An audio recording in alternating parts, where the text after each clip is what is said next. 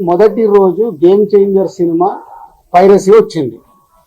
అది నిర్మాతకు నష్టం, నిర్మాత ద్వారా డిస్ట్రిబ్యూటర్కి నష్టం, డిస్ట్రిబ్యూటర్ ద్వారా ఎగ్జిబ్యూటర్కి నష్టం. అక్కడ ఒక ఎక్స్ నిర్మాత అంటున్నాడు, ఆ నిర్మాతనే ఇది పైరసీ చేసి ఉండొచ్చు. అంటే ఎంత నీచం! ఒక ప్యాషనెటిక్ ప్రొడ్యూసర్ నేను, నా సినిమాని నేను కాపాడుకోవడానికి ఫైట్ చేస్తాను అంటే ఎంత దిగజారిపోతున్నారు వాళ్ళు. మీడియాలోకి రావడానికా, మీడియా వాళ్ళు ఇచ్చే ఇంపార్టెంట్ కోసమా? అది అవసరం లేని టాపిక్. పైరసీ మీద మేము ఫైట్ చేస్తాం, కానీ ఎవడన్నా ఇన్ హౌస్ మన ఇంట్లో మనిషిని మనం చంపుకోవాలని ఎవడన్నా మనిషి అనుకుంటాడా?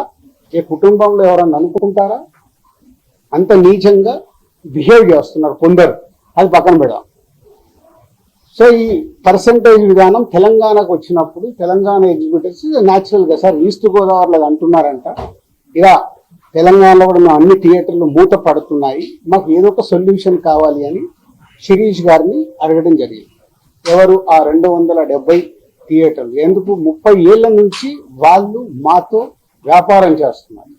1998 నుంచి ఆ ఎగ్జిబ్యూటర్స్కి మాకు 28 ఏళ్ళ నుంచి ఒక నడుస్తుంది, ఆ రిలేషన్ నడుస్తుంది. వాళ్ళు అడిగినప్పుడు ఈస్ట్ గోదావరికి ఇలా జరుగుతుంది అన్నప్పుడు శిరీష్ గారు నా నోటీస్లో తీసుకొచ్చారు.